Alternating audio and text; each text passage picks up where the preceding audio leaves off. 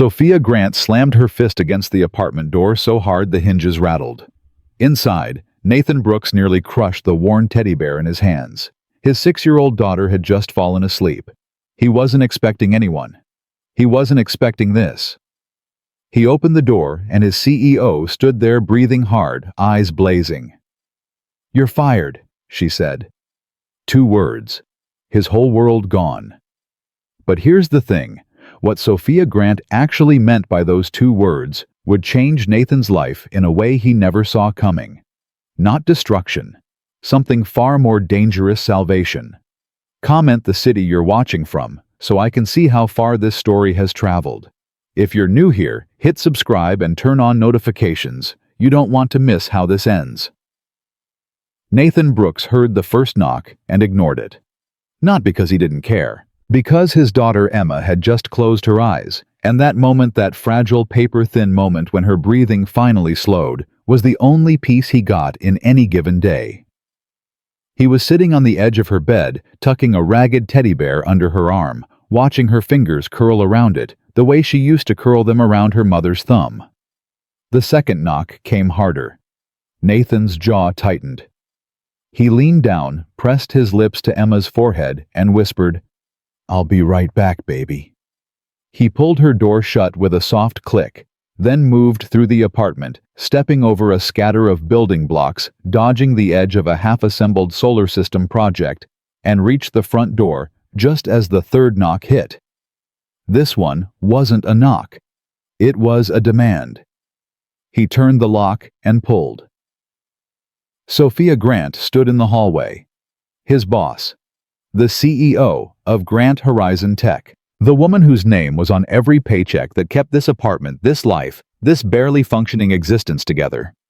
She was still in her evening gown, deep blue, her hair pinned up, full gala makeup, and her face looked like she'd driven across town with her hands white-knuckled on the steering wheel and a speech loaded in her throat. "You're fired," she said. Nathan didn't move. He didn't breathe. The words hit him the way a doctor's words hit you in a hospital hallway, the kind of words that rearrange everything before your brain can even catch up. "Ms. Grant? Don't." Her voice cut clean. "Don't Ms. Grant me right now." What did I do?" "What did you do?" she repeated. She laughed, but it wasn't a real laugh. It was sharp and dry and tired. "Nathan, what haven't you done? I've emailed you 11 times in 3 weeks. I've left notes on your desk. I scheduled 2 meetings that you either canceled or sat through while typing on your phone like I wasn't even in the room." Nathan opened his mouth, but nothing came out. "Tonight," Sophia continued, stepping forward, "you were supposed to be at the company gala. You were supposed to walk across a stage in front of 300 people and accept the Innovation Award for the Nexus project, an award you earned, an award I personally nominated you for." Nathan felt the floor shift beneath him. The gala, the award, he'd forgotten. Completely, totally, entirely forgotten. It had been buried under Emma's science project that was due tomorrow, and the bathroom pipe that had burst at 4 p.m., and the 3 hours he'd spent on his knees with a wrench and a YouTube tutorial while Emma ate dry cereal on the couch because he didn't have time to cook. "I forgot," he said. The words came out hollow. "I know you forgot." Sophia's voice dropped. "That's why I'm here. You came to my apartment, at 10 o'clock at night, to fire me. I came to your apartment at 10 o'clock at night because you don't hear me anywhere else." They stood there, him in a stained t-shirt and bare feet, her in a gown that probably cost more than his rent. The hallway fluorescent buzzed above them like a witness. "Ms. Grant, please," Nathan said, lowering his voice. "Whatever I did, I can fix it. I need this job. Emma needs—" "That's exactly the problem," Sophia interrupted. "Every sentence out of your mouth starts with need. When's the last time a sentence started with want, or feel, or even just I'm tired?" Nathan stared at her. "Can we not do this in the hallway?" he finally said. "Gladly." He stepped aside. She walked in. He watched her take in the apartment, the dishes stacked in the sink, the laundry basket overflowing the couch cushions, still dented from where Emma had been lying while he fixed the pipe. Crayon drawings taped to the refrigerator, a permission slip unsigned on the counter. A life running on fumes and held together with duct tape and guilt. Sophia didn't comment on any of it. She set her clutch on the kitchen counter and said, "Do you have coffee?" "Tea," Nathan said. "Coffee machine broke last week." "Tea's fine." He filled the kettle. His hands were shaking. He didn't try to hide it. "Daddy." Both of them turned. Emma stood at the end of the hallway, Wonder Woman pajamas, bare feet. Her stuffed elephant hanging from one hand, its trunk dragging on the floor. Her dark curls, Mia's curls, always Mia's, were wild from the pillow. Nathan's stomach dropped. "Hey baby, go back to bed." "Who's the lady?" "She's from work, it's nothing. Go." "Are you Daddy's boss?" Emma was looking straight at Sophia. No fear, no shyness. Just the blunt, unfiltered directness of a 6-year-old who hadn't yet learned that some questions weren't supposed to be asked. Sophia's entire posture changed. The sharp edges went soft.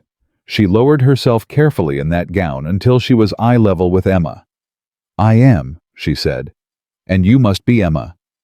"How do you know my name?" "Your dad has 3 pictures of you on his desk. One from your birthday, one from Halloween. You were a dinosaur, right?" Emma's face lit up. "A T-Rex." "That's the one." Emma studied Sophia for a long moment. Then, "Are you firing my daddy?" The question landed like a grenade in the quiet apartment. Sophia didn't flinch. "Why do you ask that?" "Because I heard you say it, through the door." Nathan closed his eyes. "He works really hard," Emma said. Her voice wobbled just barely. "Sometimes he does his computer stuff all night. After I go to sleep, I wake up and he's still there, at the table, with all the coffee cups." "I know he works hard," Sophia said gently. "Then why are you firing him?" Sophia looked at Emma, really looked at her, and something crossed her face, something Nathan couldn't name. "I'm not firing him the way you think," she said. "I'm trying to help him." "By yelling at him." "Sometimes," Sophia said, "when people won't listen to the quiet voice, you have to use the loud one." Emma considered this with the gravity of a Supreme Court justice. Then she nodded. "Okay, but don't be mean to him. He's doing his best." "I know he is, sweetheart." "Emma." Nathan said, his voice rougher than he intended. "Bed. Now. Please." "Can she see my science corner first?" "Emma. It glows in the dark. Daddy helped me make the whole solar system." Sophia stood up and looked at Nathan. "I'd love to see it," she said. "If that's okay." Nathan didn't know what to say. His CEO was standing in his cluttered apartment, asking to see his daughter's bedroom science project. Nothing about this night made sense. "5 minutes," he said. Emma grabbed Sophia's hand, just reached up and took it the way kids do before the world teaches them not to, and pulled her down the hall. Nathan stood alone in his kitchen kettle, beginning to whistle, and tried to hold himself together. 12 minutes later, Emma was back in bed. It had taken 3 bedtime renegotiations, 2 last questions, and a promise from Sophia that she would come back and see Emma's butterfly collection next time. Next time. As if there would be a next time. Nathan poured 2 cups of tea and set them on the kitchen table. He sat. Sophia sat across from him. The apartment was quiet, except for the refrigerator hum. "Okay," Nathan said. "I'm sitting. I'm listening. Say what you came to say." Sophia wrapped both hands around the mug. "When's the last time you slept more than 4 hours?" "That's not—" "Answer the question." Nathan exhaled. "I don't know. Weeks. Maybe longer." "When's the last time you ate a real meal, not cereal? Not cold pizza at your desk?" He said nothing. "When's the last time you did something, anything that wasn't about work or Emma?" She's my daughter. Everything is about her. That's not an answer. That's a shield. The words stung because they were true. Nathan, Sophia said, leaning forward, I've watched you for the past 4 months. I've watched you come in earlier, leave later, take on more projects, volunteer for extra shifts. I've watched you lose 15 pounds. I've watched the circles under your eyes get darker every week. I've watched you answer emails at 2 a.m. and then show up at 8 a.m. like nothing happened. I'm meeting every deadline. I don't care about deadlines. Her voice rose, then she caught herself. She glanced toward Emma's room, lowered it. I don't care about deadlines. I care that you're killing yourself in slow motion and calling it dedication. Nathan's throat tightened. He wrapped his hands around his mug, mirroring her needing something to hold on to. You missed the gala, Sophia continued. You missed the award. But that's not why I'm here. 3 weeks ago, I sent you an email telling you the Nexus project deadline was extended by 2 weeks. The client asked for additional features. We got more time and more budget. That email would have taken 45 seconds to read. You never opened it. Nathan blinked. The deadline was extended. 2 weeks ago, I left a memo on your desk about new remote work options 2 days a week from home. You could be here when Emma gets out of school. You used that memo as a coaster. He remembered the coffee ring. Last week, I scheduled a one-on-one meeting with you. You showed up 9 minutes late, answered 3 Slack messages during the first 5 minutes. And when I asked how you were doing, not about work, about you, you said fine, and redirected to a bug in the authentication module. There was a bug in the authentication module.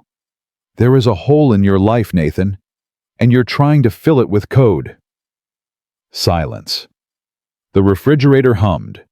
Somewhere outside, a car horn blared and faded. So, Nathan said slowly, you're not actually firing me. Sophia set down her mug. I'm firing you from working 80-hour weeks. I'm firing you from skipping every lunch break. I'm firing you from thinking that if you just work hard enough, fast enough, long enough, you can outrun the thing that's actually eating you alive. And what's that? Grief, she said simply. Grief you never let yourself feel. The word cracked something open in him. Not wide, just a fissure. Just enough to feel the pressure of everything he'd been holding behind it. You don't know anything about my grief, he said, and he didn't mean it to sound harsh, but it did. You're right, Sophia replied. I don't know your grief, I know mine. Nathan looked up. My husband Daniel died 6 years ago, Sophia said. Car accident on Route 9. He was coming home from picking up dinner. It was a Tuesday. I remember because we'd just argued about something stupid, whether to repaint the kitchen or wait until spring. He walked out the door and I said, Fine, do whatever you want. Those were the last words I ever said to him. Nathan couldn't speak. After he died, she continued, her voice steady but thin. I did exactly what you're doing. I worked. I worked until I couldn't see straight. I built Grant Horizon Tech from a 3-person startup into a company with 400 employees because building something was easier than sitting still with the emptiness. What changed? Nathan asked. My sister. A small, sad smile. She showed up at my apartment one night, unannounced. I was at my desk at midnight running financial projections for a Series B round that wasn't happening for 6 months. She walked in, closed my laptop, looked me dead in the eye and said, You're fired from doing this alone. Sophia paused. I hated her for it, for about 3 days, and then I cried for 2 weeks straight. And then slowly, painfully, imperfectly, I started to live again. Nathan stared at the table, at the scratches in the wood. Mia had made some of those scratches moving a heavy dish one Thanksgiving. He traced one with his finger. I don't know how to do it any other way, he said. His voice was barely there. If I slow down, if I stop moving, I'm afraid I'll feel everything I've been running from. And if I feel it all at once, I don't think I'll survive it. You will? Sophia said. It'll feel like you won't, but you will. How do you know? Because I'm sitting here. Because I survived it. Because someone cared enough to not let me disappear into my own ambition. She reached into her bag and pulled out a folder. And now I'm doing the same for you. She slid it across the table. Nathan opened it. Inside, Grant Horizon's family support program details. Childcare subsidies. Flexible scheduling options. A parent's network. Other employees balancing kids and careers. Contact information. Resources. Effective Monday. Sophia said. You work 40 hours a week. Maximum. You delegate at least 30% of your current tasks to Rivera and Chen, the 2 junior devs we hired last month, who are, by the way, excellent and bored because you won't let go of anything. I trained them. They're not ready. They've been ready for 2 months. You just can't see it because letting go of control feels like letting go of everything else. Nathan closed the folder, opened it again, stared at the first page like it was written in a language he'd forgotten.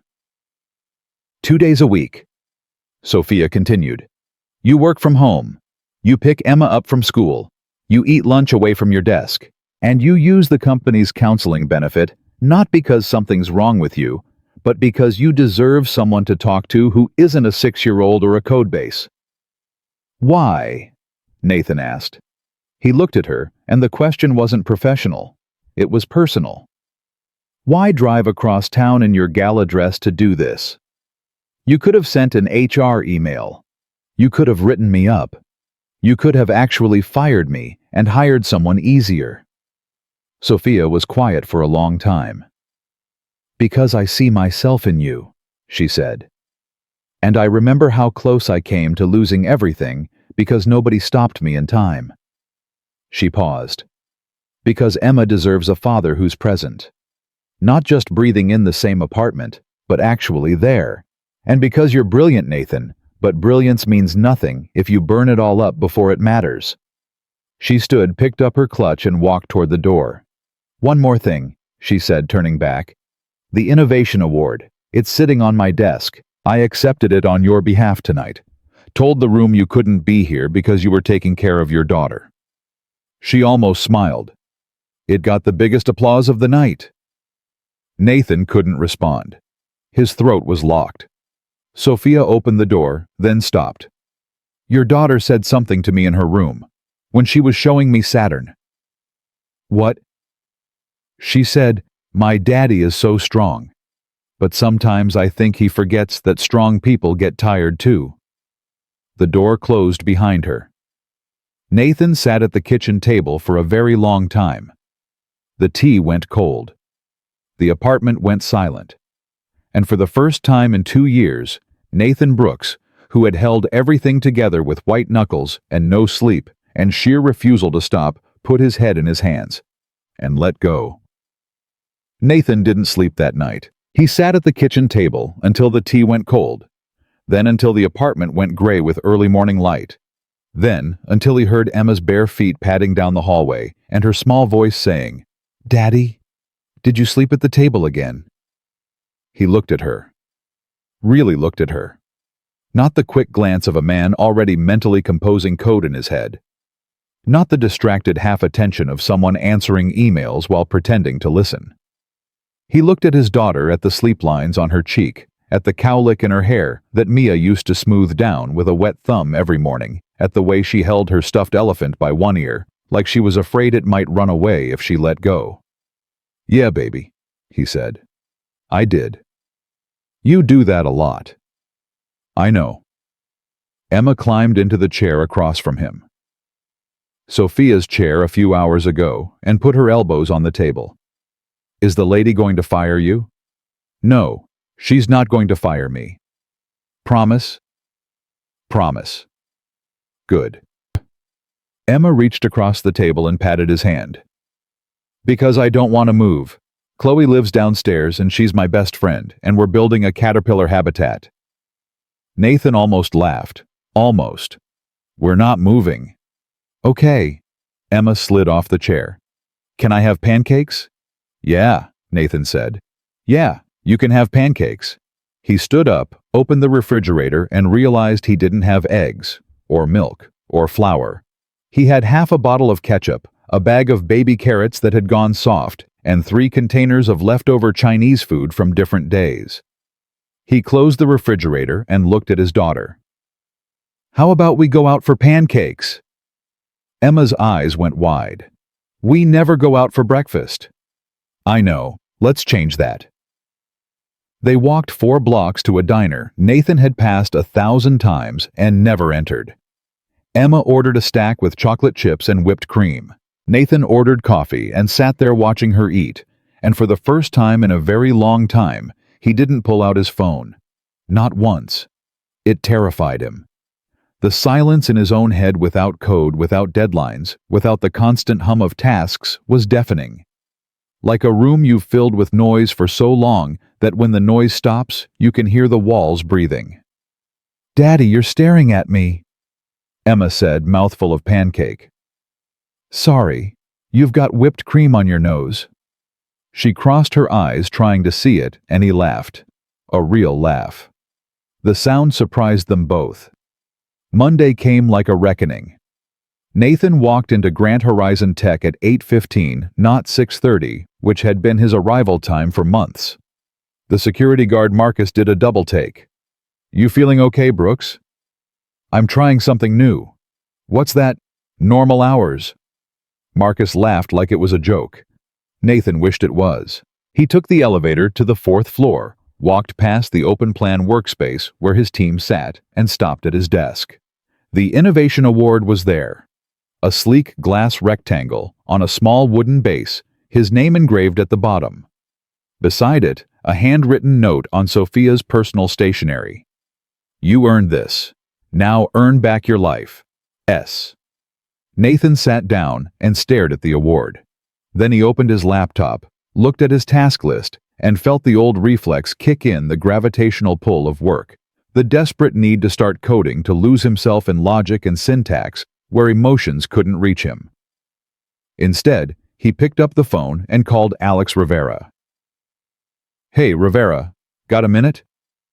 "Sure, what's up?" "The authentication module rework. I need you to take lead on it." Silence on the other end. "You still there?" Nathan asked. "Yeah, are you serious? You've been handling that yourself for 3 months." "I know. And you've been ready to handle it for 2. I should have handed it off sooner." More silence. Then, "Is this because of Ms. Grant?" "It's because I've been holding on to things I don't need to hold on to. And it's costing me." Rivera didn't push for more. "I'll take it. I've actually had some ideas about the token refresh flow." "Great. Set up a meeting with Chen. Walk me through your approach tomorrow. Not today." "Not today?" "I've got a lunch break to take." Nathan hung up and felt something he didn't expect: relief. Not much, just a thin thread of it. Like the first breath after being underwater too long. At 12:15, he stood up from his desk, put on his jacket, and walked toward the elevator. His teammate, Sandra Park, looked up from her monitor. "Where are you going?" "Lunch." "You never go to lunch." "Everybody keeps telling me things I already know today." Sandra smiled. "About time, Brooks." He ate a sandwich on a bench outside the building. It was cold. The sandwich was mediocre. He had nothing to do with his hands, and nothing to distract his brain, and he sat there feeling like a man who'd forgotten how to be still. 12 minutes in, he reached for his phone. He stopped himself. 13 minutes in, he reached again. Stopped again. At 14 minutes, he gave up fighting and pulled out the phone, but instead of opening email, he opened his photos. Scrolled back. Found a picture of Mia on the beach, Emma on her hip, both of them laughing at something just out of frame. He couldn't remember what had been so funny. He couldn't remember the day, but he remembered the sound of Mia's laugh, low and loose and completely unguarded, and the way the wind had caught her hair. He sat on that bench for 45 minutes, the longest lunch break of his career. And when he went back upstairs, he felt worse, not better. Emptier. Like the busyness had been insulation, and someone had ripped it out, and now every draft hit bone. That night, he picked Emma up from after-school care at 5:30 instead of 7:15. The aftercare teacher, Mrs. Delgado, stared at him. Mr. Brooks, is everything okay? Just picking up my daughter. At 5:30. Is that a problem? No, it's Emma. Your dad's here. Emma came running out so fast she nearly tripped over her own backpack. Daddy, you're early. You're never early. I'm early, he confirmed. She threw herself at his legs with enough force to nearly knock him backward. Can we go to the park? It's getting dark. Please, just the swings 10 minutes. They stayed at the park for an hour.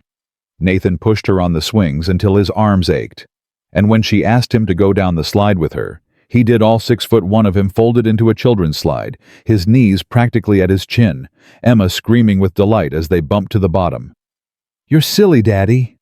I'm trying to be silly, trying to be here. She didn't understand what he meant, but she hugged him anyway, tight and hard, her small arms barely reaching around his waist. And Nathan thought about what Sophia had said, present, not just breathing, in the same apartment. And for a fragment of a second he felt it. What presence actually meant. Then the guilt came. It always came. Not guilt about Mia, not exactly. It was more complex than that.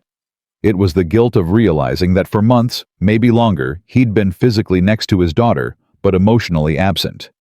That she'd been eating cereal alone while he coded.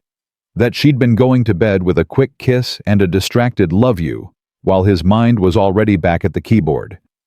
That she'd learned at 6 years old not to interrupt Daddy when he was working. That she'd learned to be quiet. A 6-year-old should never have to learn to be quiet. The first week was brutal. Every instinct Nathan had fought against the new structure. Leaving at 5 felt like desertion. Delegating felt like failure. The silence in his evenings, the hours he used to fill with code, pressed against him like deep water. Wednesday night, Emma was asleep by 8. Nathan sat on the couch with the television off, staring at nothing. His laptop was on the kitchen table. He could see it from where he sat. It pulsed like a heartbeat pulling at him. His phone rang. Sophia. How are you doing? She asked. No preamble, no small talk. Terrible, he said honestly. Good. Good. Terrible means you're feeling something. That's the whole point. It doesn't feel like progress. It feels like I'm falling apart. You're not falling apart. You're falling together. There's a difference. It just doesn't feel like one yet. Nathan leaned his head back against the couch. Rivera presented his approach for the auth module today. It was better than mine. I know. I saw the proposal. That should bother me. Does it? A little. That's ego. Let it go. You're very bossy for someone who told me to relax. He heard her laugh, a real one, surprised and warm. I'm your CEO. Bossy is in the job description. Sophia. He used her first name without thinking. It was the first time he'd done that outside of his own head. Yes. The counseling benefit. The one in the folder. Do I just call a number? There's a link on the company intranet, under Employee Wellness. You can choose your own therapist. It's completely confidential. Have you used it? For 2 years after Daniel died, every Thursday at 4 o'clock.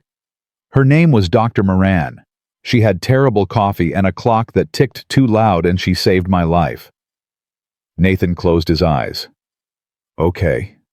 Okay. I'll call tomorrow. Nathan. Yeah. That took courage. What you just said. I know it doesn't feel like it, but it did. He didn't answer. He wasn't sure he could. Good night, Sophia said. Good night. He hung up and sat in the silence for a long time. The laptop still glowed on the kitchen table. He got up, walked over and closed it. Then he went to bed before midnight for the first time in months. The following Tuesday, Nathan joined the Grant Horizon Parents Network meeting. He'd put it off for a week, finding excuses too busy, too awkward, didn't need it. But Emma had a half day at school, and the meeting was during lunch in the third-floor conference room, and Sandra Park had physically walked him to the door. Go, she said. They don't bite. I don't do group things. You do now. He walked in expecting awkward icebreakers and corporate motivational posters. What he found were 8 people sitting around a table eating takeout and talking about their kids with the exhausted, affectionate honesty of people who'd stopped pretending they had it all figured out. Tom Nguyen from accounting was explaining how his twin sons had flushed his car keys down the toilet. Denise Marshall from the design team was showing photos of her daughter's first day at a new school and trying not to cry. A guy named Jake from IT support was talking about shared custody schedules and the particular loneliness of every other weekend. Nobody asked Nathan to share. Nobody pressured him. He sat, he listened, he ate a mediocre sandwich, and somewhere around the 20-minute mark, Denise said something that stopped him cold. "The hardest part isn't doing it alone," she said. "The hardest part is admitting you don't want to." Nathan stared at his sandwich. "My husband left when Maisie was 2, Denise continued. "And I spent 3 years telling everyone I was fine. I'm strong. I don't need help. And you know what that got me? A panic attack in a Target parking lot, and a 4-year-old who thought mommy was always tired because of her." Jake nodded. "My son told his teacher I was sad all the time. That's how I found out I wasn't hiding it as well as I thought." Nathan put down his sandwich. "My daughter told my boss that I stay up all night working. That's how I ended up here."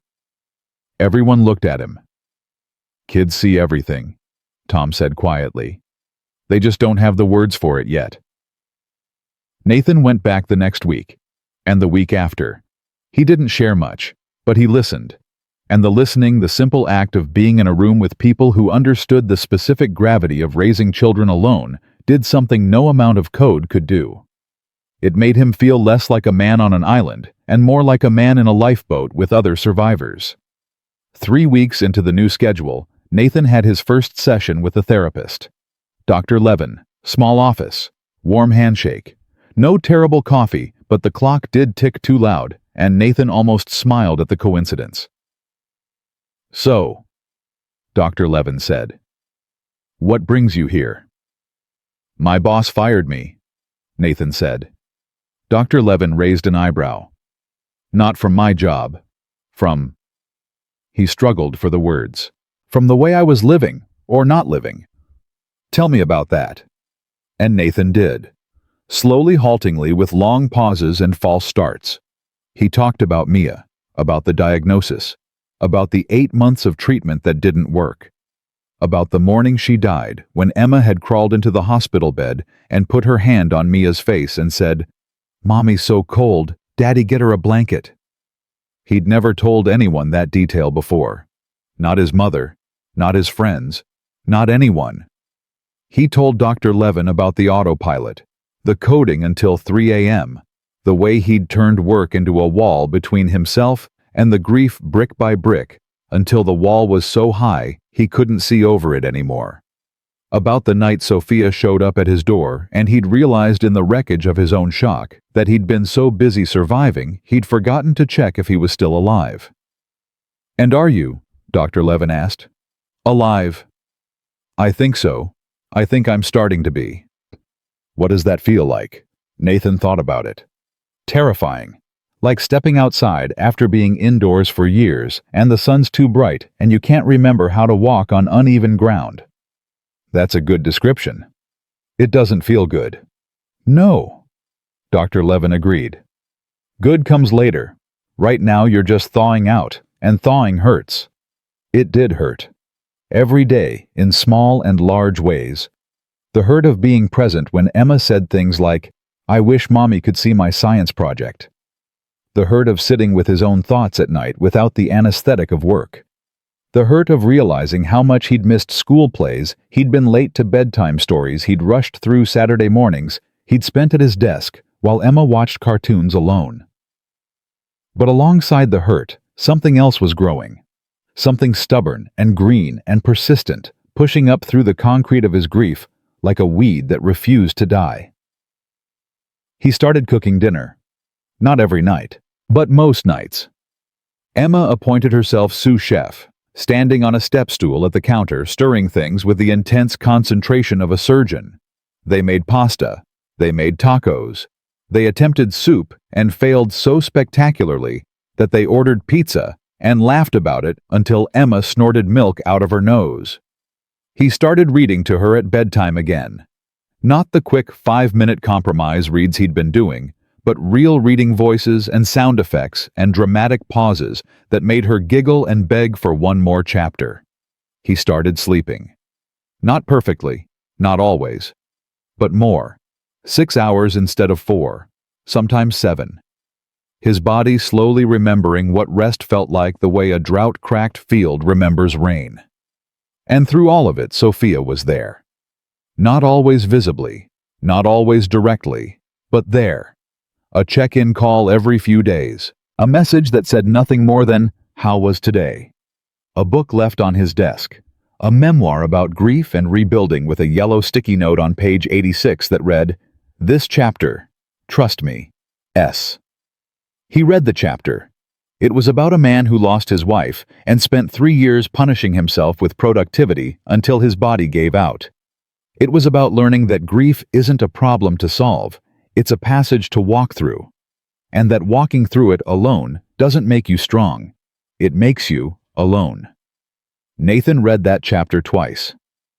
Then he closed the book, set it on his nightstand, and stared at the ceiling. He thought about Sophia, not as his boss, not as the woman who'd shown up at his door with fury and a folder full of resources. He thought about her as someone who understood. Someone who'd walked this same passage and come out the other side. Someone whose eyes, when she looked at him across a conference table or a kitchen counter, held something that felt dangerously like recognition.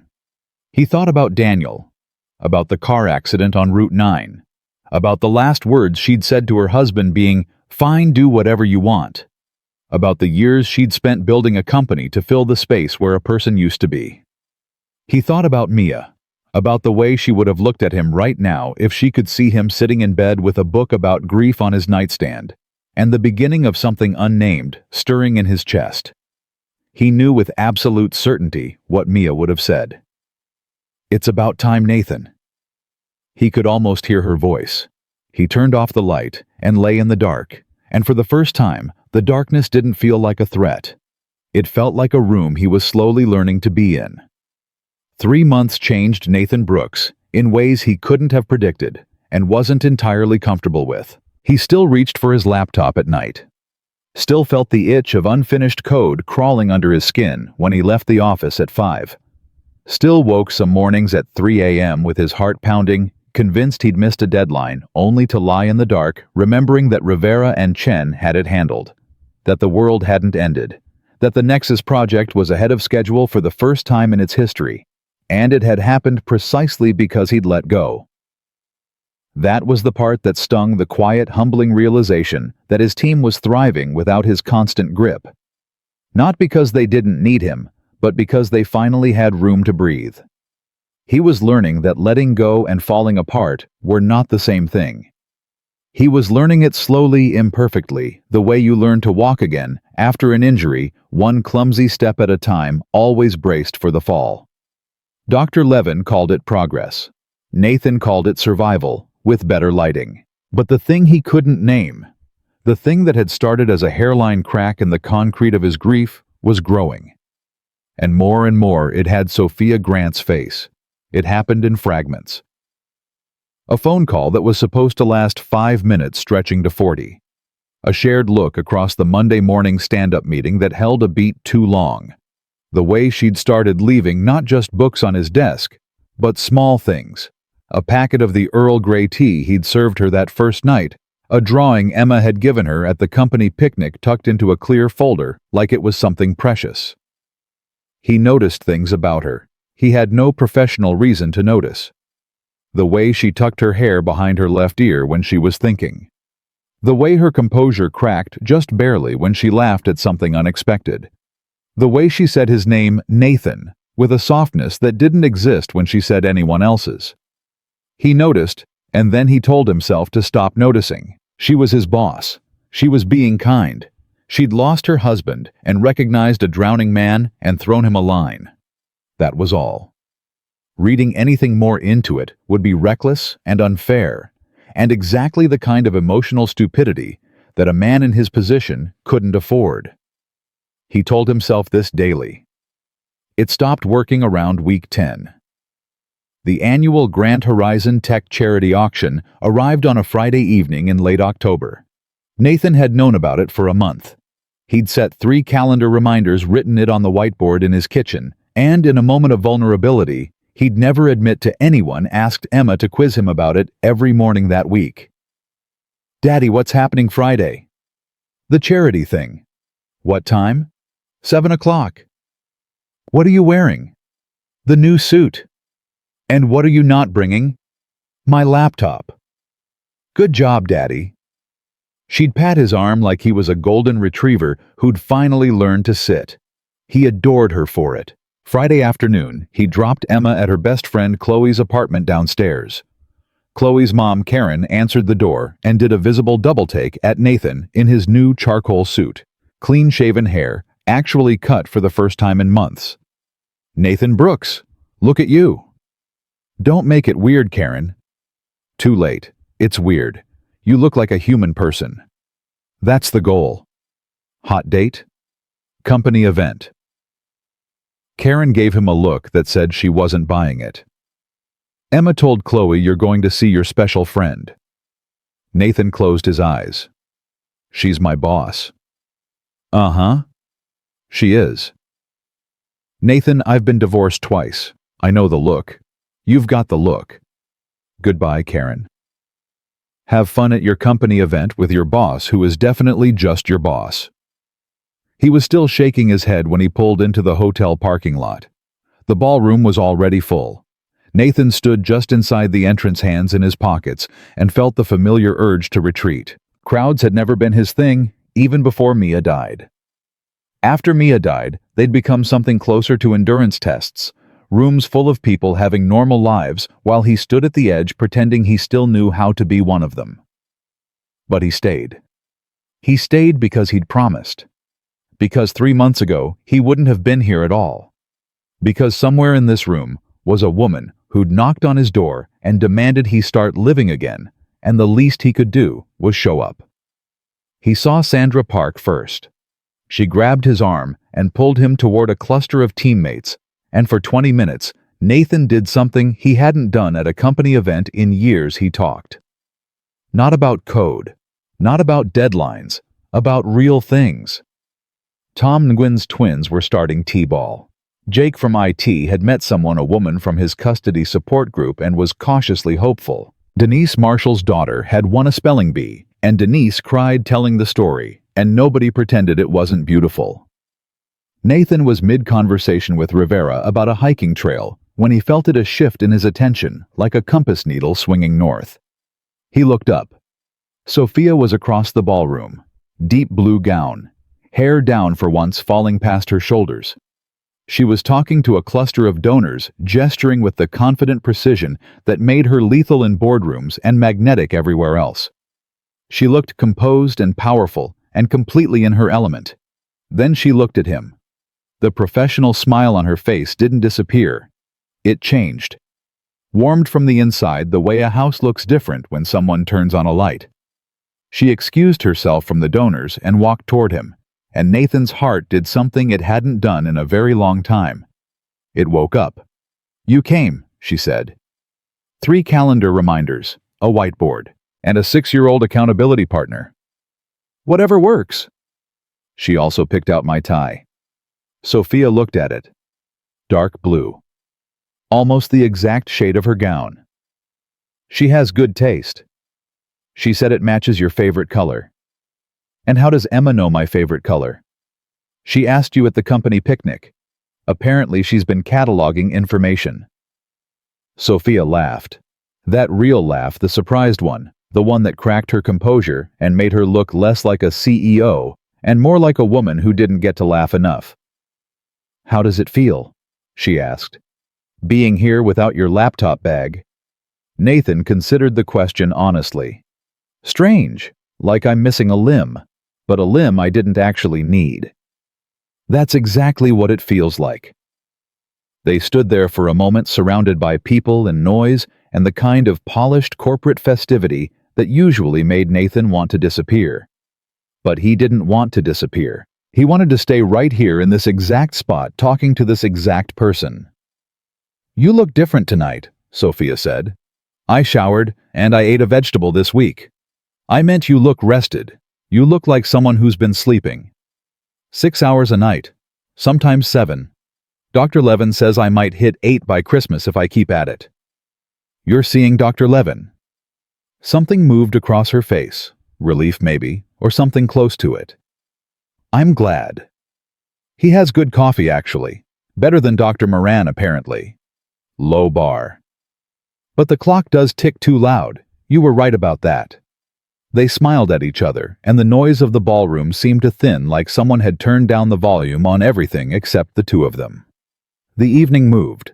Nathan bid on a weekend cabin getaway in the silent auction, a 2-bedroom place near hiking trails upstate. He wrote down his bid thinking about Emma, about how she'd lose her mind over the wildflower meadows, about how Mia used to take her on nature walks and teach her the names of every plant they passed.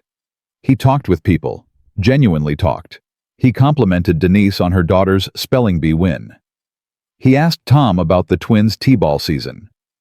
He shook hands with donors he'd never met and managed to talk about things other than the Nexus project codebase.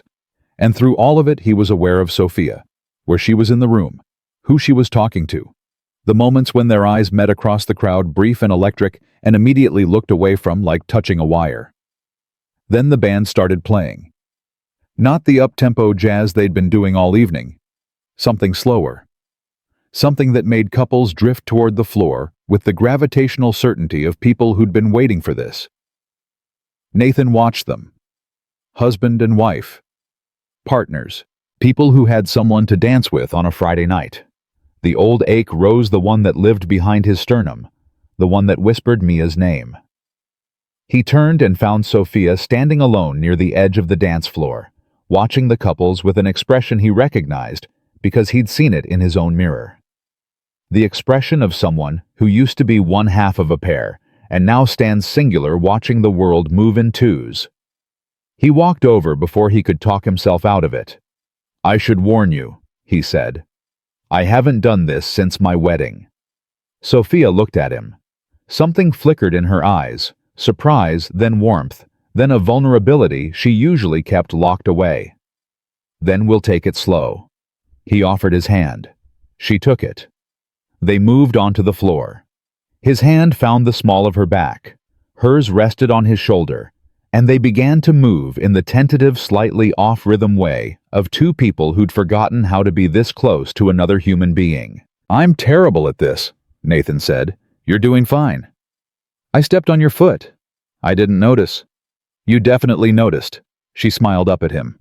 "Okay, I noticed, but I've had worse." They settled into something that wasn't quite graceful, but was honest, and honesty, Nathan was learning, was worth more than grace. His hand tightened slightly on hers. She didn't pull away. "Thank you," he said. "For what?" "For that night. For showing up at my door. For caring enough to yell at me." "I didn't yell. You said, 'You're fired,' in a voice that rattled my hinges." "That's called projection, Nathan." The volume was appropriate. He laughed. She felt it, and he felt her relax against his hand just slightly, like a door easing open. "Can I tell you something?" he asked. "Of course." "I'm afraid right now." Sophia pulled back enough to look at his face. "Of what?" "Of this. Of being here. Of feeling something I haven't felt in 2 years, and not knowing what to do with it." She didn't respond immediately. They kept moving, the music carrying them through the silence. "When Daniel died," Sophia said quietly, "I swore I would never let myself be this vulnerable again. I built a company. I built walls. I built a version of myself that didn't need anyone, because needing someone means they can leave, and when they leave, it breaks you." Did it work? The company worked. The walls worked. The not needing anyone worked perfectly. She paused. Until I knocked on your door and a 6-year-old in Wonder Woman pajamas asked me if I was firing her daddy. And something I thought I'd sealed shut cracked open. Nathan's hand tightened on hers. Sophia. Let me finish. I didn't come to your apartment that night just because you're a valuable employee. I came because I've been watching you do the exact thing I did, disappear into work to avoid the grief, and I couldn't watch it anymore. Not because it's bad leadership. Because it hurt to see. Because it felt like watching myself 6 years ago, and I wanted to grab that version of me and shake her and say, "Stop. Please, before you lose everything that matters." And that's all it was, Nathan asked. Professional concern. Sophia looked at him for a long time. No, that's not all it was. And I think you know that. The music swelled. Other couples moved around them. The world went on with its noise and its bustle, and its ordinary Friday night celebrations. But Nathan and Sophia had stopped dancing. They were standing still on the dance floor, his hand on her back, hers on his shoulder, looking at each other with the terrifying honesty of two people who've been through the worst and are trying to decide if they're brave enough to try again. Lily asked me something interesting yesterday, Nathan said. Emma, Sophia corrected gently, and he shook his head at himself. Emma. Yes, Emma asked me something. What did she ask? She asked if you were my girlfriend. Sophia went still. Not pulling away still. Listening still. Every atom paying attention still. I told her no, Nathan continued. I told her you were my boss and a good friend. That was honest, Sophia said. Her voice was careful the way you handle something fragile. It was, but she wasn't done. She said, Nathan's voice caught. He pushed through it. She said, she makes you smile the way you do in the pictures with Mommy. Sophia's eyes filled. She blinked it back, but he saw it. He saw every wall she'd built tremble. Kids see everything, he said, echoing Tom and Gwyn's words from the parents' group weeks ago. What did you tell her? Sophia asked. I told her that grown-up relationships are complicated, that sometimes people come into our lives exactly when we need them, and we have to be brave enough to recognize it. That's very diplomatic. I'm not finished. She waited. I told her I'd like to take you to dinner, just the two of us, to see if there might be something more than friendship. The ballroom noise crashed back in glasses, clinking laughter, the band swinging into another song. But Nathan heard none of it. He was watching Sophia's face, watching the war between vulnerability and hope play out in real time, watching her decide. Nathan, she said, I'm your boss. I know. It's complicated. I know. People will talk. People always talk.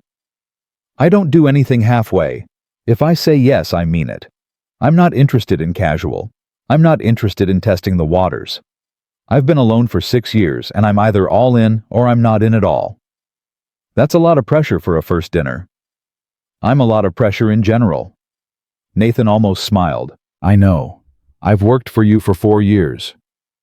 And I'm asking anyway. Sophia looked at him, looked through him, really the way she'd looked through him that night in his kitchen, seeing everything he tried to hide, the exhaustion, the grief, the loneliness, the stubborn refusal to admit he couldn't do it alone. Yes, she said. Yes. Saturday, 7 o'clock, and not somewhere with fluorescent lighting and laminated menus. I was thinking Italian. I love Italian. I know. Emma asked you that too. She's been building a dossier. Sophia laughed, really laughed, the kind that came from somewhere deep and true, and Nathan felt something shift inside his chest. Not a crack this time. Not a fissure. An opening. Like a door he'd nailed shut 2 years ago swinging wide, and on the other side wasn't the grief he'd been afraid of. It was light. They started dancing again. Slowly. Closer than before. His chin near her temple, her hand resting not on his shoulder now, but against his chest where she could feel his heartbeat. I need to tell you something, Nathan said. Okay. I still love Mia. I will always love Mia. That's not going to change. I know, Sophia said. "I still love Daniel. That's not going to change either. And that's okay. For this to work with that being true. Nathan, grief and love aren't enemies. They're not fighting for the same space. Your heart isn't a house with a limited number of rooms. It's—" She paused, choosing her words. "It builds new rooms, when it's ready, when you let it." He thought about that. He thought about the room that had been Mia's, that would always be Mia's, with her laugh and her beach walks and her cowlick cure and her hand on his face in the morning. That room would never close. He didn't want it to close. But beside it maybe was a new door, unpainted, unfinished, barely framed, and behind it, the possibility of something he'd stopped believing he deserved. "Fair warning," he said. "I'm still a work in progress. I forget things. I still work too much sometimes. I eat cereal for dinner at least twice a week. And I have a 6-year-old who will interrogate you more thoroughly than any board of directors." "I'm not looking for perfection," Sophia said. "Just presence, just effort, just the willingness to try." "I can do that." "I know you can. I've been watching you do it for 3 months." The song ended. The band shifted into something upbeat. Couples around them broke apart, laughing, moving toward the bar or the auction tables. But Nathan and Sophia stayed where they were, his hand still on her back, hers still against his chest. "We should probably move," Sophia said. "People are staring." "Let them." "Nathan." "Sophia." She shook her head, smiling. "You're going to be trouble, aren't you?" "Probably, but the good kind." She stepped back, smoothing her gown, reassembling the CEO composure that had slipped during their dance. But her eyes were different, brighter. Like someone had wiped clean a window she'd stopped looking through. "Saturday," she said. 7 o'clock. Don't be late. 3 calendar reminders. And Emma. She'll be at Karen's. Karen already knows because Emma apparently told Chloe, who told Karen, who told me I have the look, whatever that means. Sophia laughed again. "It means your 6-year-old is smarter than both of us." She turned and walked back into the crowd, back into her role, back into the polished certainty of Sophia Grant, CEO. But just before she disappeared into a cluster of donors, she looked over her shoulder. One look, that was all. Nathan stood alone on the edge of the dance floor, his heart hammering, his hands slightly shaking, feeling absolutely terrified and absolutely alive. He pulled out his phone not to check email, not to review code, not to disappear into work, but to text Karen. "Saturday night, can you take Emma?" The response came in 4 seconds. "Finally! Yes! Go get her, Tiger!" Nathan put his phone away and looked out across the ballroom. At the people, at the noise, at the life happening all around him that he'd been watching from behind glass for 2 years. He took a breath and stepped in. Saturday came too fast. Nathan changed his shirt 3 times, which was 3 more times than he'd changed his shirt for any reason in 2 years.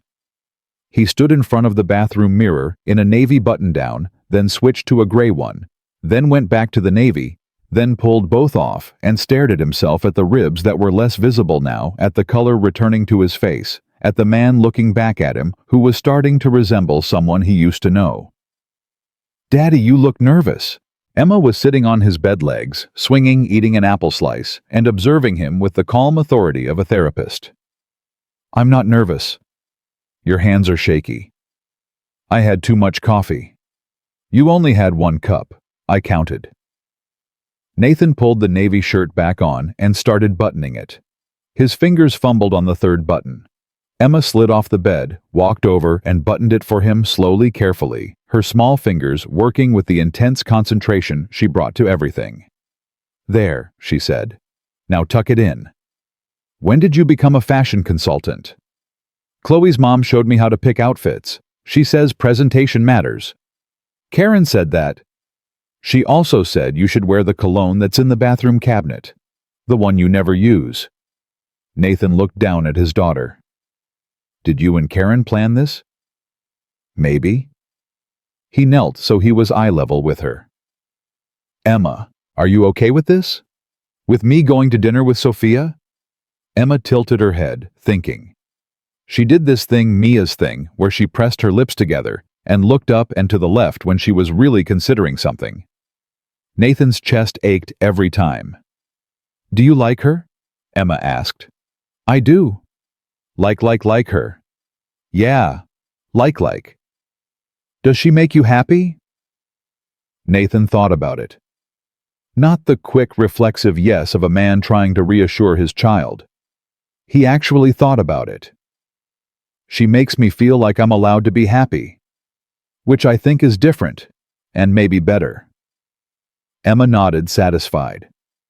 Then I'm okay with it. Yeah. But Daddy. What? Don't talk about computers the whole time. Girls don't like that. Noted. He dropped Emma at Karen's at 6:30.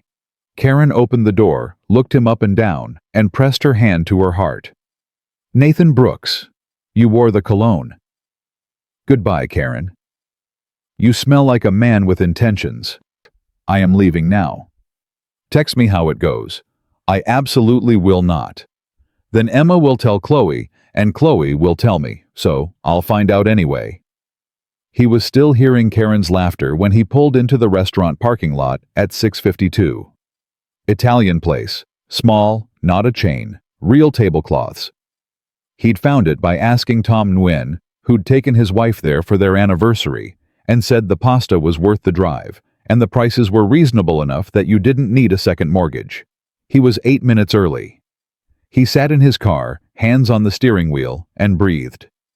The last time he'd sat across from a woman at a dinner table, a woman who wasn't his mother, or a colleague, or a parents' group acquaintance, it had been Mia.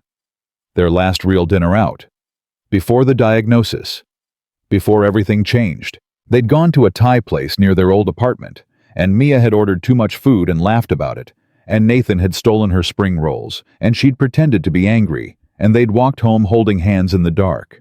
That had been 3 years ago. A different lifetime. A different Nathan. He got out of the car. Sophia was already inside. She'd gotten there first, which didn't surprise him. She was the kind of person who arrived early for everything, who controlled the variables, who didn't like the vulnerability of waiting. She was at a corner table, and she'd changed out of CEO mode. Simple black dress. Hair down. Less makeup than the gala. She looked like a woman, not a title, and the difference knocked the air out of him. She saw him and smiled. Not the professional smile, not the CEO smile. A nervous smile. Sophia Grant nervous. You're early, she said as he sat down. You're earlier. Habit. Control thing. Absolutely. They looked at each other across the table, and for a moment the awkwardness was enormous. The weight of what this was, what it meant, what it could become, pressing down on both of them like weather. This is strange, Nathan said. Very strange. You're my boss. We covered that. I just want to acknowledge it, for the record. Acknowledged. Can we move past it now? Please. Sophia picked up the menu, studied it, put it down. I haven't been on a date in 6 years. I haven't been on a date in 8. 8. Mia and I met in college. I never dated anyone else. I don't actually know how this works. Sophia stared at him. You've only ever been with one person. Is that weird? No, it's... She stopped. It's the least weird thing about you, actually. It's kind of beautiful. The waiter came. They ordered. Nathan got the rigatoni because Tom had recommended it. Sophia got the sea bass because she said she'd been eating takeout all week and needed something that didn't come in a container. They split a bottle of wine, 1 glass each, because Sophia was driving and Nathan was already intoxicated enough by the situation. So, Sophia said, rules. Rules. I think we need some, for this to work. You want to establish governance protocols for a first date. I'm a CEO. It's what I do. Nathan leaned back. Okay. Go. Rule 1 at work, we're professional. No special treatment. No favoritism. If your code is bad, I'm going to tell you your code is bad. My code is never bad. Rule 2. She continued ignoring him. Emma comes first, always. If she needs you, you go. No guilt, no explanation needed. That's not a rule, that's just my life. I know, I'm saying I understand it. I'm not going to compete with a 6-year-old for your attention. You'd lose anyway, she's very compelling. Sophia smiled. Rule 3: honesty. About everything. If this gets hard, if the grief comes back, if you need space, if something I do reminds you of Mia in a way that hurts you, tell me. You don't disappear. You don't go silent. You talk to me. Same goes for you, Nathan said. If something reminds you of Daniel, it will. Lots of things will. Then we deal with it, together. They looked at each other. The candle between them flickered. Any rules from your side? Sophia asked. Just one. What? Don't fire me again. Once was enough. She laughed. That laugh. The one that broke through everything. Dinner lasted 2.5 hours. They talked about things they'd never talked about at work: childhood, family, the small absurd details of life that don't fit into professional conversations. Nathan learned that Sophia had grown up in a small town in Vermont, that her father was a carpenter, that she'd put herself through college on scholarships and stubbornness. She learned that Nathan had wanted to be a marine biologist before he discovered coding, that Mia had been his college roommate's sister, that their first date had been a disaster involving a flat tire and a raccoon. A raccoon, Sophia repeated. It got into the car while I was changing the tire. Mia climbed into the back seat to chase it out with a textbook. That's when I knew I was going to marry her. Because she fought a raccoon. Because she wasn't afraid of anything. She just charged at life. No hesitation. Sophia was quiet for a moment. Daniel was like that too. Fearless. He once talked a parking officer out of a ticket by reciting a poem he made up on the spot. The officer was so confused, she just walked away. Nathan laughed. Did it rhyme? Terribly. That was part of the charm. They traded stories the way survivors trade scars, carefully at first, then with growing trust. Each story about Mia or Daniel wasn't a wall between them. It was a bridge, proof that they'd loved deeply once and were capable of it again. When the check came, Sophia reached for it. Nathan put his hand over hers. I asked you. I make 3 times your salary. Irrelevant. I asked. She let him pay. It was a small thing, but it mattered, the ordinary gesture of a man taking a woman to dinner. No power dynamics, no org charts. Just 2 people splitting a bottle of wine and finding their way. He walked her to her car. They stood in the parking lot under a sky that Nathan didn't bother looking at, because everything worth seeing was right in front of him. I had a really good time, Sophia said. You sound surprised. I am surprised. I'd forgotten what this feels like. What does it feel like? She thought about it. Like waking up. Like that moment when the blood starts moving again after your foot's been asleep. Painful and alive at the same time. Nathan reached out and took her hand. She let him. Her fingers were cold from the night air, and he wrapped both his hands around hers without thinking. A reflex of care, the kind of thing you do when someone you care about is cold. Can I see you again? He asked. You see me every day. I'm your boss. You know what I mean. Yes, she said. You can see me again. He didn't kiss her. Not yet. Not because he didn't want to, but because he wanted to do this right, slowly, deliberately, with the kind of care that both of them deserved after everything they'd been through. He squeezed her hand. She squeezed back. Good night, Sophia. Good night, Nathan. Text me when you get home. I will. And Nathan. Yeah. The cologne was a good choice. He was grinning like an idiot the entire drive home. He couldn't stop. He tried. He looked at himself in the rearview mirror and said, "Stop it." And his reflection grinned harder. When he picked up Emma from Karen's, his daughter took one look at his face and said, It went good. It went well. That's what I said. Grammatically, never mind. Yeah, baby, it went well. Emma grabbed his hand as they walked upstairs. Daddy, I'm glad you went. Me too. You look like the pictures again. He stopped walking. What pictures? The ones on the shelf, with Mommy, where you're smiling real. Nathan knelt down in the stairwell and pulled his daughter into a hug so tight she squeaked. I love you, Emma. I know, Daddy. I love you too. You're squishing me. Sorry. Don't be sorry. Just don't squish. The weeks that followed were not a movie. There was no montage of perfect dates and sunlit moments and seamlessly blended families. What there was instead was the messy, uncertain, sometimes painful process of two broken people trying to build something new without pretending the old was gone. Their second date was dinner at Nathan's apartment because the babysitter canceled. Sophia showed up with takeout and ended up spending 2 hours helping Emma build a caterpillar habitat out of a plastic container and cheesecloth. Emma gave her a detailed lecture on metamorphosis. Sophia listened with the same intensity she brought to board presentations. Did you know, Emma said, holding up a leaf with a caterpillar on it, that when a caterpillar is inside the cocoon, it basically turns into soup, like completely liquid, and then it rebuilds itself into a butterfly. Sophia looked at Nathan.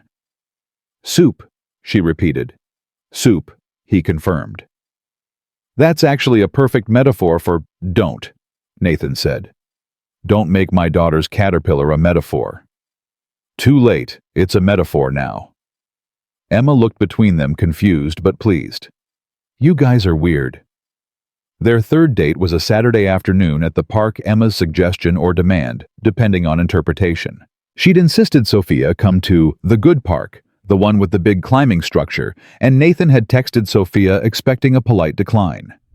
Instead, Sophia showed up in jeans and sneakers and climbed the structure alongside Emma, while Nathan stood at the bottom with his phone recording video and his heart so full it hurt. But the hard nights came too. 3 weeks after the first date, Nathan woke at 2 a.m. and couldn't breathe. The dream had been vivid. Mia sitting on the edge of their bed, brushing her hair, turning to him with that half smile she used to give him before they fell asleep. Who is she? Dream Mia had asked. Not accusatory, just curious. And Nathan had woken up gasping, soaked in sweat, the guilt hitting him like a physical blow. He sat on the couch in the dark for an hour. He picked up his phone twice to text Sophia and put it down both times. He opened his laptop and stared at code he didn't need to write. At their next session, he told Dr. Levin about the dream. What did you feel when she asked, "Who is she?" Dr. Levin asked. Guilty. Like I'd been caught doing something wrong. Were you doing something wrong? No, I don't think so. But it felt like it. Grief has a way of disguising itself as moral judgment. It tells you that moving forward is the same as moving away. It's not. You know that intellectually. The emotional part takes longer. How much longer? As long as it takes. The guilt doesn't mean you're doing something wrong, Nathan. It means you loved her. It means the love is still there. And the love being still there while new love grows, that's not a contradiction. That's just a big heart doing big heart things. Nathan laughed despite himself. Big heart things. That's your clinical assessment. I'll put it in Latin if it makes you feel better. He told Sophia about the dream. Not right away. It took him 3 days and a long walk and a conversation with himself that went in circles. But he told her sitting on her couch on a Tuesday evening while Emma was at Karen's. Sophia listened. She didn't flinch. She didn't look hurt or threatened or insecure. She listened the way someone listens when they've heard the same voice in their own head. I have those dreams too, she said. About Daniel. Sometimes he's proud of me. Sometimes he's confused. Once he asked me why I changed the kitchen cabinets. Did you change the kitchen cabinets? First thing I did after he died. Ripped them all out. Replaced them. Because he'd picked the originals and looking at them every morning was like a knife. And now I wish I'd kept them. They sat with that. Not trying to fix it. Not trying to make it better. just sitting in the shared understanding that grief doesn't end when love begins. It just learns to share the space. "Nathan," Sophia said, "I need you to hear something." "Okay?" "I'm not trying to replace Mia. I could never replace Mia. I don't want to. She was Emma's mother. She was your wife. She shaped who you are and who Emma is, and that means she's part of this too. Part of us. If there is an us." "There's an us," Nathan said. "Then she's part of it. And Daniel's part of it. And that's not a problem. That's just the truth." He reached for her hand. She gave it. "Sophia." "Yeah." "Emma has a school play next Friday. She's a tree." "A tree?" "She has one line. The forest is alive. She's been practicing it for 2 weeks. She stands in front of the bathroom mirror with her arms out like branches." Sophia pressed her lips together, trying not to laugh. "That sounds incredible." "She asked me to ask you if you'd come." "She asked you to ask me?" Her exact words were, "Tell Sophia she has to come because I need people in the audience who actually pay attention, and you always cry at my stuff, so I need backup." Sophia lost the battle with the laugh. She said that, verbatim. "I'll be there, front row." "She'll hold you to that." Friday night, Nathan sat in a tiny auditorium on a folding chair, Sophia beside him, watching 23 second graders perform a play about the seasons. Emma stood stage left in a brown and green costume, her arms outstretched, her face fierce with concentration. When her line came, she delivered it with the gravity of Shakespeare. "The forest is alive." Nathan's eyes blurred. He blinked hard, jaw tight, trying to hold it together. He felt Sophia's hand find his in the dark. She squeezed once. He squeezed back. After the play, Emma came running out, still in her tree costume, and threw herself at both of them simultaneously, one arm around Nathan's waist, one arm around Sophia's. "Did you see me? Did you hear my line? You were amazing," Nathan said. "The best tree I've ever seen," Sophia added. "I only messed up once.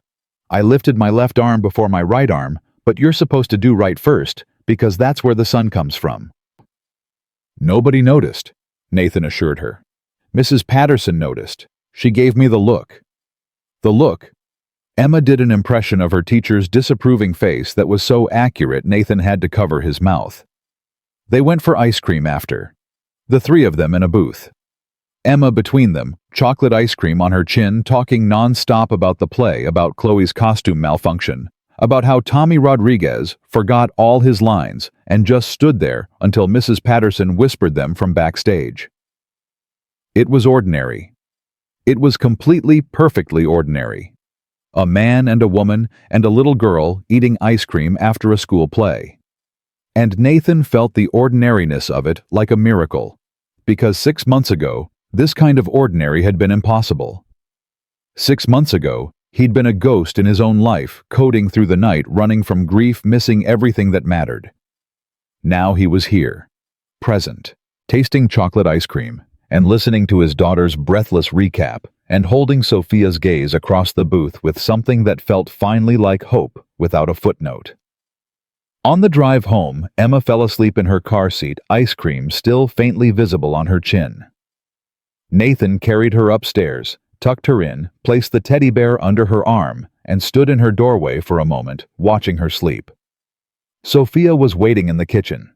She'd started washing the breakfast dishes he'd left in the sink, and when he came in, she looked up with soap suds on her hands, and an expression that was so quietly domestic, so casually intimate, that Nathan felt something lock into place inside him. Not a grand revelation. Not fireworks. Just a click. The sound of a piece finding its puzzle. "You don't have to do that," he said. "I know. I want to." He picked up a towel and started drying. They stood side by side at the sink, washing and drying dishes in companionable silence, and Nathan thought about how the most profound moments of his life had never been dramatic. They'd been this: standing next to someone, doing small things, being present. "Nathan," Sophia said, handing him a plate. "Yeah. Emma said something to me tonight, during the play. right before she went on stage. What did she say? Sophia set down the dish sponge. She turned to face him, and her eyes were wet. She grabbed my hand, looked up at me and whispered, "I think my mommy sent you to us." Nathan stopped breathing. She said, "Mommy's in heaven and she can see that Daddy was really sad, so I think she sent you because she knows you make him not sad anymore." The towel slipped from Nathan's hand. He gripped the edge of the counter. "Are you okay?" Sophia asked. He wasn't. He was crying. Not the controlled, quiet tears of a man holding himself together. Real tears. The kind he'd been holding back for 2 years. The kind that came from the deepest, most protected place inside him. The place where Mia's memory lived, alongside the terrifying, beautiful truth that his heart had done exactly what Sophia said it would do. It had built a new room. Sophia stepped forward and wrapped her arms around him. He put his face against her shoulder and let it come, all of it, the grief and the gratitude, the loss and the love, the exhaustion of surviving alone, and the relief of finally not having to. They stood in the kitchen for a long time, the dishes half done, the faucet still running. Two people who'd lost everything, learning that everything wasn't all there was.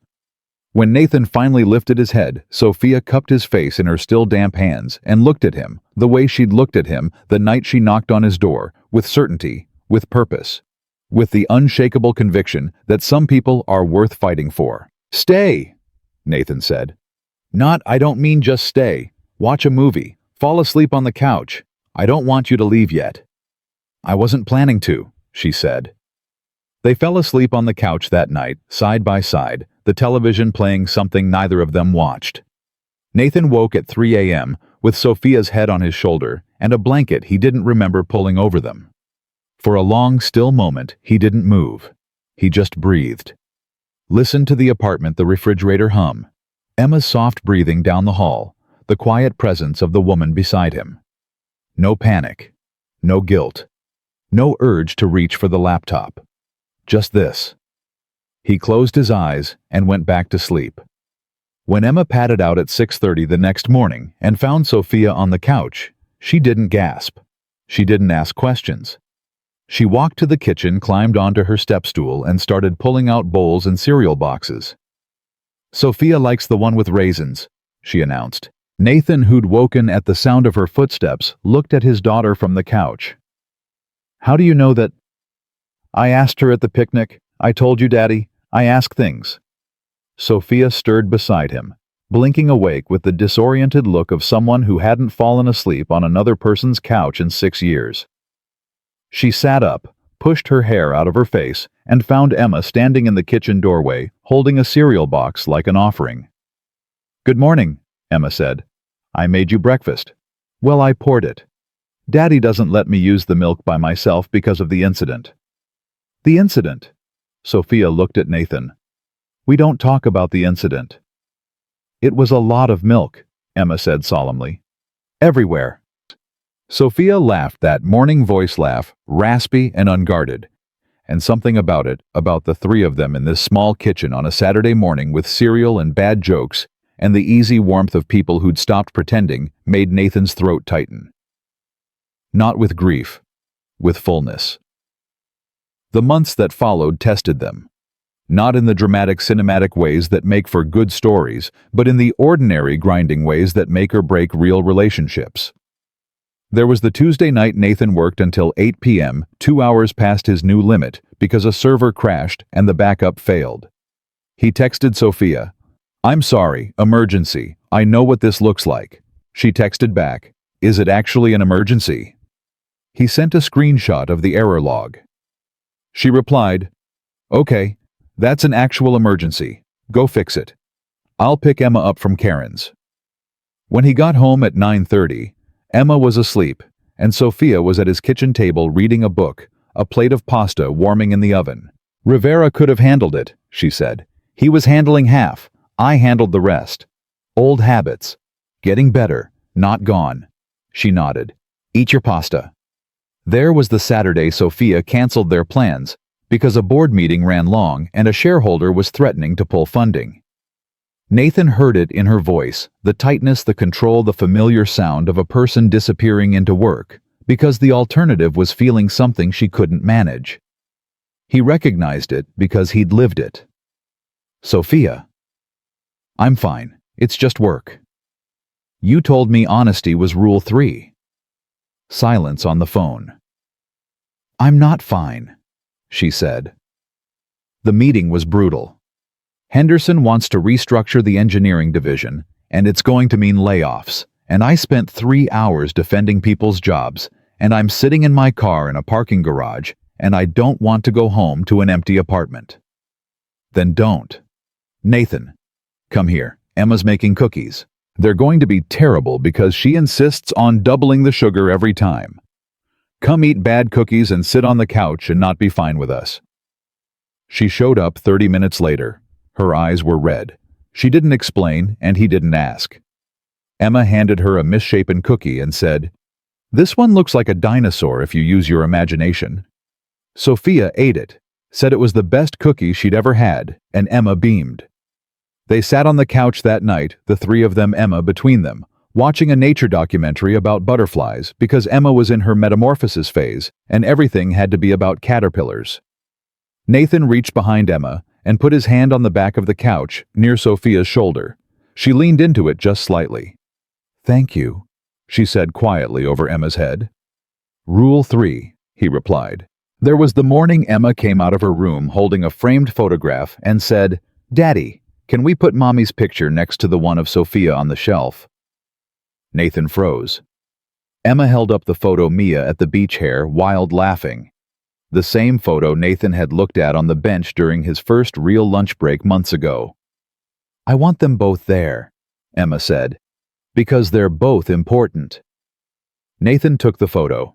He looked at Mia's face, at the laugh lines, the wind-caught hair, the eyes that Emma had inherited. He set it on the shelf beside the photo of Sophia and Emma at the company picnic, the two of them grinning with matching ice cream cones. "There," Emma said, satisfied. "Now, it's right." Nathan stared at the shelf. 2 photos, 2 women, 2 chapters of a life he was still learning how to read. "It's right," he agreed. That evening he told Sophia what Emma had done. They were on the phone, their nightly call, a habit that had formed without either of them deciding it the way all the best habits do. She put the photos next to each other. Sophia's voice was careful. Side by side. "How do you feel about that?" "I feel like my 6-year-old understands something. It took me 2 years and a therapist to figure out." "What's that?" "That love doesn't cancel love. That one doesn't have to end for another to begin." Sophia was quiet for a long time. When she spoke, her voice was thick. "Daniel would have liked you." "Yeah. He would have called you a good man. That was his highest compliment. He didn't throw it around." "Mia would have liked you too. Even though I showed up at her husband's door at 10 p.m. and yelled at him, especially because of that, she always said I needed someone to shake me out of my own head. Smart woman. The smartest." They held the phone in silence for a while, and the silence wasn't empty. It was full of everything said and unsaid, full of the 2 people they'd lost, and the 2 people they were becoming, full of the strange and holy math of grief that somehow adds up to more love, not less. 6 months after that night at his door on a Sunday afternoon in early spring, Nathan stood in his kitchen and watched Sophia teach Emma how to make frosting flowers. It had started with a bake sale. Emma's school was raising money for new library books, and Emma had volunteered them without asking, because she'd learned from Sophia that volunteering people without their consent was an effective leadership strategy. Nathan had pointed out that she was 7 and didn't need leadership strategies. Emma had pointed out that she was almost 7.5 and that Nathan should stop arguing and start measuring flour. Sophia had arrived at noon with a professional-grade piping bag and 3 kinds of food coloring, which Nathan felt was excessive for a school bake sale, and Sophia felt was appropriate for any occasion involving cake. "Hold it like this," Sophia said, guiding Emma's hand on the piping bag. Squeeze from the top. Gentle. Like this. A little less pressure. You're making a flower, not performing surgery. What if I want to be a surgeon who makes flowers? Then you'll be the most unique surgeon in history. Go ahead. Emma squeezed. A lopsided but recognizable rose appeared on the cupcake. She gasped. I did it! Daddy, come see! Nathan set down the bowl he'd been holding and walked over. Emma held up the cupcake like a trophy, frosting on her cheeks, powdered sugar in her hair, her eyes wide with the delight of a child who has made something beautiful for the first time and knows it. That's incredible, baby. Sophia taught me. She's really good at flowers. She said her mom taught her. Nathan looked at Sophia. Your mom? My mother believed that any problem could be solved with cake, Sophia said. Bad day at school. Cake. Broken heart cake. Global economic crisis cake with extra frosting. Was she right? Absolutely. She was right about everything. A shadow crossed Sophia's face, the quick familiar shadow of missing someone, and then it passed. She died when I was 23, before I started the company, before Daniel. Nathan hadn't known that. Another layer, another loss. This woman had buried a mother, a husband, and still showed up at the world's door every morning, with her shoulders back and her hands open. She would have loved Emma, Sophia said softly. Emma would have loved her back, Nathan replied. She has a thing for people who know how to make flowers out of frosting. Daddy, come here.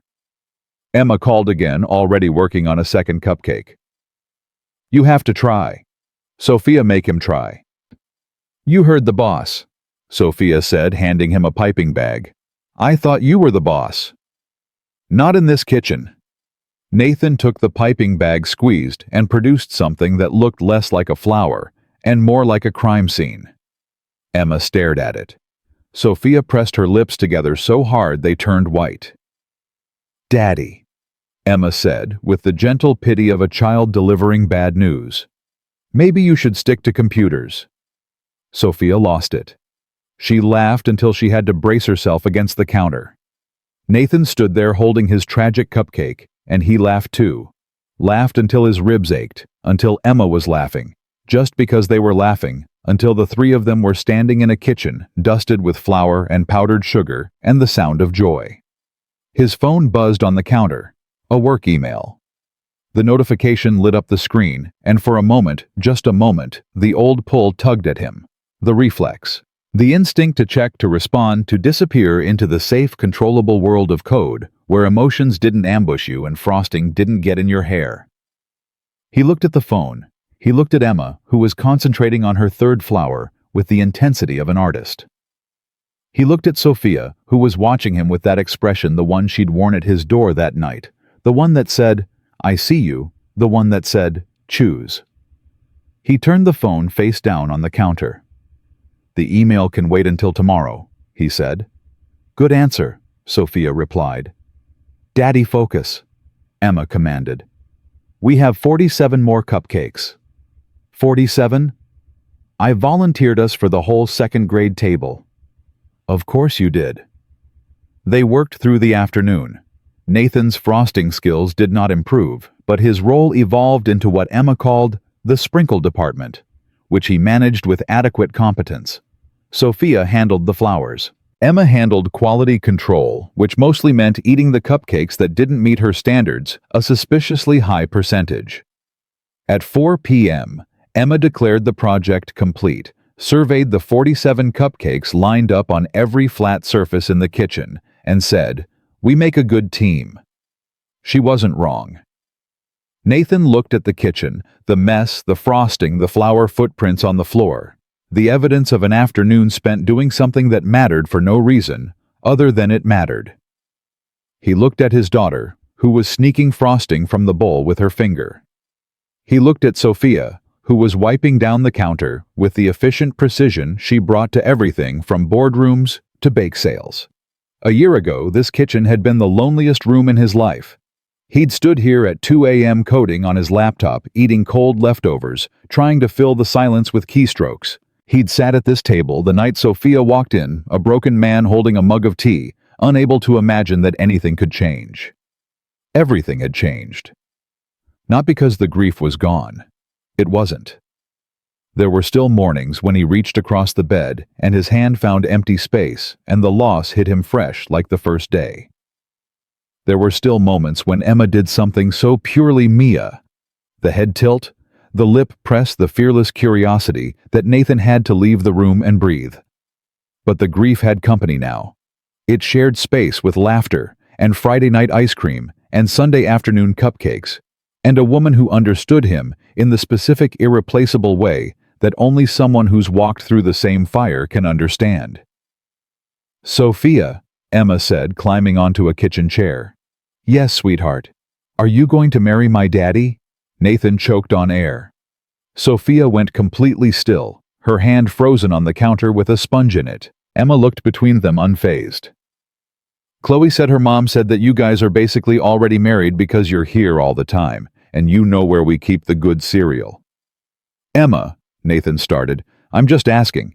Because if you do get married, I have some ideas about the cake." "What kind of ideas?" Sophia asked, her voice remarkably steady for a woman who'd just been ambushed by a 7-year-old wedding planner. "Chocolate, 3 layers, with the frosting flowers, and a caterpillar on top instead of those little people." "A caterpillar." "Because of metamorphosis. Because that's what happened to us. We were one thing, and now we're a different thing, and the different thing is better." The kitchen went quiet. Nathan stared at his daughter. Sophia stared at his daughter.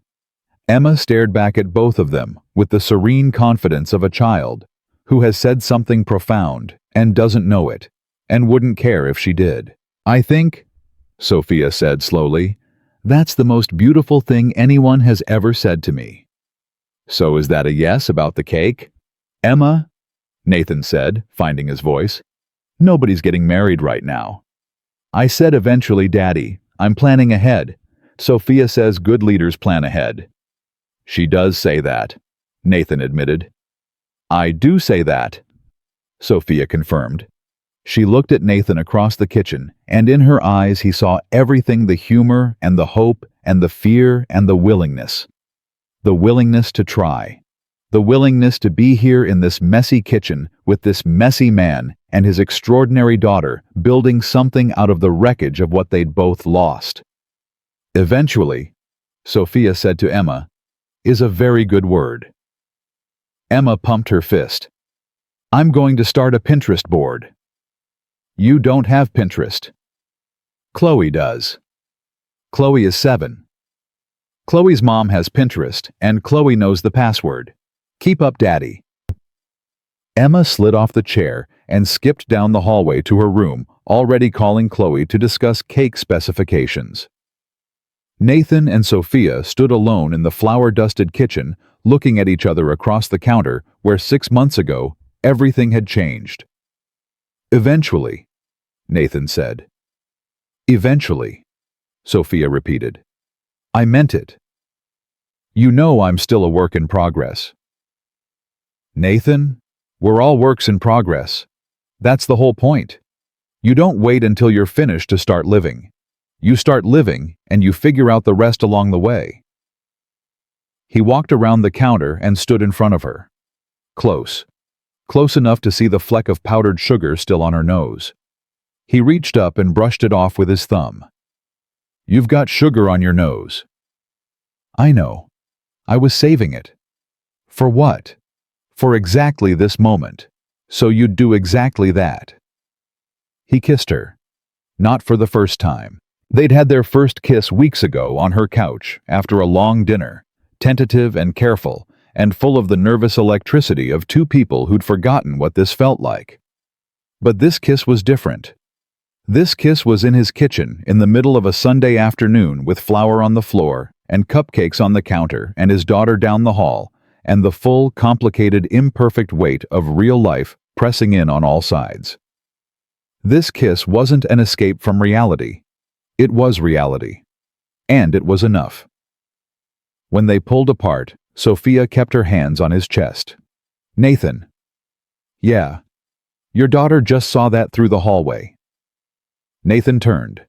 Emma was standing at the end of the hall, hands clasped under her chin, grinning so wide her face could barely contain it. "I knew it," she whispered. Then louder. "Chloe, they kissed, the cake is happening." Nathan dropped his head onto Sophia's shoulder. "We're never going to hear the end of this."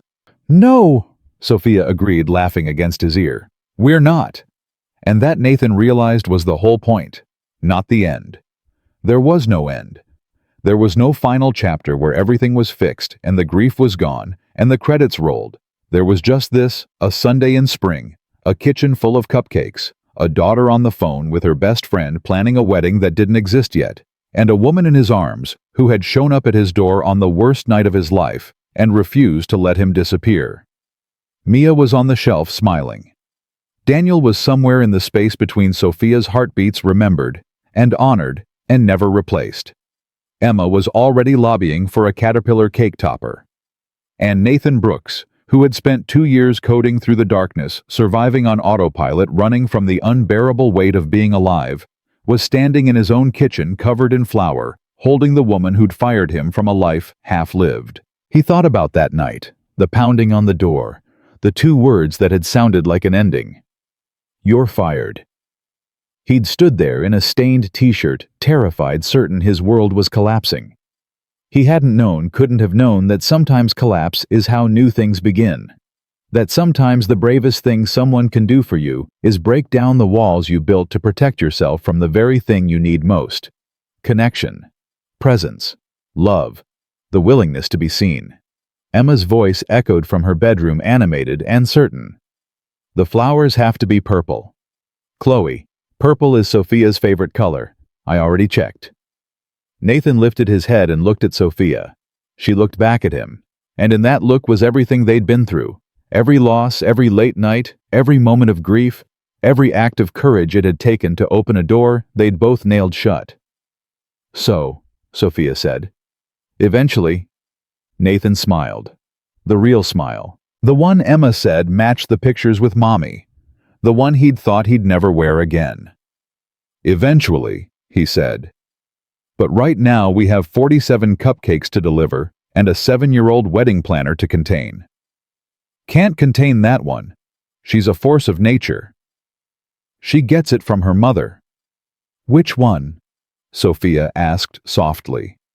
The question landed in Nathan's chest and stayed there, warm and permanent, like a handprint pressed into wet concrete. "Both," he said. Sophia's eyes filled. She blinked hard. She squared her shoulders. She picked up a tray of cupcakes and handed it to him. "Carry these to the car. I'll get Emma." "Yes, ma'am." "And Nathan." "Yeah. Don't drop them. I spent 3 hours on those flowers." He carried the cupcakes. He didn't drop them. And when the 3 of them drove to the school with the windows down and Emma singing off-key in the back seat, and Sophia's hand resting on his arm, Nathan felt it one more time, that feeling he'd almost forgotten existed. Not happiness. Something deeper. Something sturdier. The feeling of a life being lived on purpose in the present tense, by a man who had finally stopped running and started answering. Sometimes the things we think will break us are the things that save us. Sometimes the people who challenge us most are the ones who see us most clearly. And sometimes, when someone pounds on your door at 9:47 on a Tuesday night and says the 2 words you fear most, the only thing to do is take a breath, open the door, and let your life begin again. Nathan Brooks opened the door. And everything that mattered walked through it.